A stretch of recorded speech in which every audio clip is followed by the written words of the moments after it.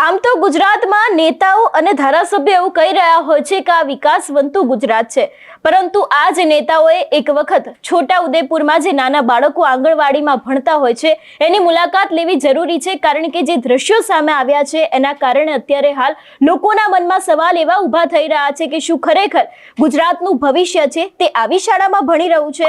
નમસ્કાર, તમે જોઈ રહ્યા છો નિર્ભય ન્યૂઝ અને હું છું હંસિની। છેલ્લા ઘણા સમયથી ગુજરાતમાં વિકાસને લઈને ઘણા બધા સવાલો ઊભા થયા છે। એવામાં પણ જો વાત કરવામાં આવે છેવાડાના ગામડા વિશે, છેવાડાના ગામડાના ઘણા બધા એવા લોકો છે કે જે લોકોને ખરેખર વિકાસ શું છે એ વાતની ખબર જ નથી, કારણ કે તે લોકોના સુધી આ વિકાસ પહોંચ્યો જ નથી।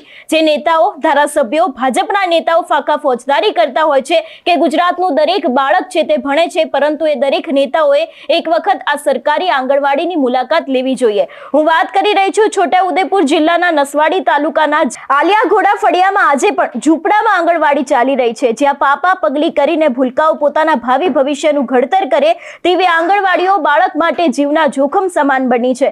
ખાસ કરીને ચોંકાવનારા દ્રશ્યો સામે આવ્યા છે। અહીં વર્ષોથી એક પ્રાઇવેટ કાચા મકાનમાં બાળકો બેસે છે અને એક સવાલ ઉઠી રહ્યો છે કે શું આ મકાન એ જ આંગણવાડી છે અને ગમે ત્યારે આની દિવાલ ધરાશાયી થઈ જશે અને બાળકોને કદાચ કંઈક થશે તો પછી આનું જવાબદાર કોણ? વાલીઓનું પણ કહેવું છે કે જે રીતે અહીંયાની હાલત છે ને ચોમાસાના સમયમાં છત પરથી પાણી પડે છે તો પછી અહીંયા અમને બાળકોને મોકલવામાં પણ ડર લાગી રહ્યો છે।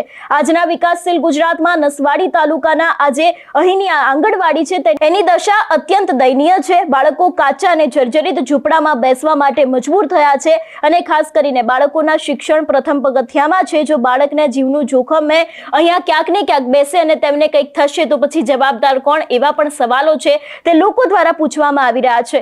ખાસ કરીને અધિકારીઓ અહીંયા નજર પણ નથી નાખતા એવા પણ આક્ષેપો કરવામાં આવ્યા છે। વધુમાં આ વિષયને લઈને જે વાલીઓ છે અને લોકો છે એ લોકો દ્વારા શું કહેવામાં આવ્યું છે સાંભળીએ। કેટલા વર્ષથી આવી પરિસ્થિતિમાં આંગણવાડી ચાલે છે?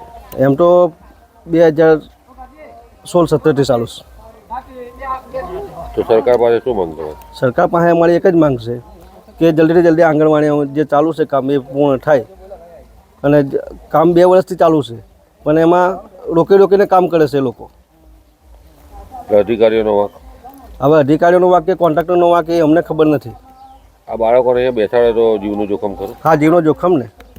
કેવું જીવનું જોખમ? હવે કાલે ધરાશાય થાય મકાન, કાચું મકાન છે, કાલે ધરાશાય થાય કોઈ નક્કી નહીં, વર્ષો જૂનું મકાન છે। આંગણવાડી બહુ નકામી છે કેવી છે કે આ શાળા તૈયાર થઈ નથી અને આ ઝૂંપડામાં બેસે છે। બાળકોને શું તકલીફ પડે? બાળકોને તકલીફ એટલું કે એમનું ધ્યાન રહે ના, અને ઘરમાં અવર જવર માણસો થયા કરે। તકલીફ એ છે રમવાનું અહીં ગ્રાઉન્ડ નથી, કોઈ સાધન નથી એમનું આંગણવાડીનું। તો સરકાર વિકાસ કરતી તેમ કે? સરકાર વિકાસ કર્યો પણ અહીં આવવું જોઈએ ને। આવામાં કેટલા વર્ષથી ચાલે? આ 10-12 વર્ષ થઈ ગયા। ગામની આંગણવાડીમાં બાળકો આવે છે સમયસર અને જગ્યા ઓછી છે અને એ એટલે ઝૂંપડામાં રહે છે। પાકું મકાન નહીં? ના, પાકું મકાન નથી। કેટલા વર્ષથી ચાલે? જાને જ શરૂ કરી તારની। મારી આંગણવાડી આલિયાઘોડાની આંગણવાડી 2011ની સાલમાં મંજૂર થઈ હતી અને 2012ની સાલમાં મનરેગા યોજના હેઠળ નવું મકાન બનાવવાનું કામ ચાલુ કરવામાં આવ્યું હતું। હવે અત્યારે મકાનની કામગીરીની પરિસ્થિતિ સંપૂર્ણપણે પૂરી થવાના છેલ્લા 20% કામગીરી જ બાકી છે। એમાં કલર કામ અને બારી દરવાજા બાકી છે, જે થોડા ટાઈમમાં પૂરું થઈ જશે અને અમે ત્યાં આંગણવાડી બેસાડવાની શરૂઆત કરીશું। અત્યારે આંગણવાડીમાં 17 બાળકો રજીસ્ટર છે અને એ બાળકોને અત્યારે ગામમાં બીજું કોઈ મકાન ન મળવાના કારણે અમે લોકો ત્યાં એમને એ મકાનમાં બેસાડી રહ્યા છીએ।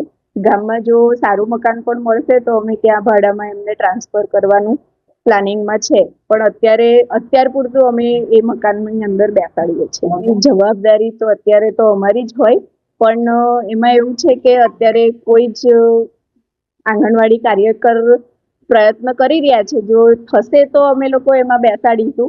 એટલે અમે પણ અહીંયાથી અમારી શાખામાંથી ફોલોઅપ લઈ રહ્યા છે મનરેગા શાખાની અંદર, અને એ લોકો જેટલા જલ્દી બનાવી આપે અમને એટલું જલ્દી અમે ત્યાં ટ્રાન્સફર કરવા માટે તૈયાર છીએ. મારું નામ હિના આર પટેલ છે, મુખ્ય સેવિકા નસવાડી. ખાસ કરીને આ વિષયને લઈને આંગણવાડીના અધિકારીઓનું કહેવું છે કે 2011માં મંજૂર થયેલું જેનું 2012 સુધી કામ ચાલુ છે, જેની કામગીરી હજુ પણ ચાલી છે અને 20% બાકી છે. હવે વિચારો કે અધિકારી જ જણાવી રહ્યા છે કે 13 વર્ષથી કામગીરી ચાલી રહી છે, તો હજી ખબર નહીં કેટલા વર્ષો સુધી આની કામગીરી ચાલશે ને આવી જ હાલત રહેશે. એટલે ખાસ કરીને ત્યાંના જે સ્થાનિક ધારાસભ્ય છે એ લોકો ઉપર પણ લોકો દ્વારા આક્ષેપ મૂકવામાં આવી રહ્યા છે, અધિકારીઓ ઉપર આક્ષેપ મૂકવામાં આવી રહ્યા છે કે અત્યારે હાલ આવી જર્જરિત હાલત છે તો પછી કેમ કોઈ અહીંયા નજર નથી નાખતું. એટલે ખાસ કરીને આ દ્રશ્યો જ્યારથી સામે આવ્યા છે ત્યારથી વાલીઓની અંદર પણ ભારે રોષ જોવા મળ્યો છે. તમારું શું માનવું છે આ વિષયને લઈને અમને કમેન્ટ કરીને ચોક્કસથી જણાવજો. તેની સાથે અમારી ચેનલ નિર્ભય ન્યૂઝને લાઇક, શેર અને સબસ્ક્રાઇબ કરવાનું ભૂલશો નહીં. નમસ્કાર.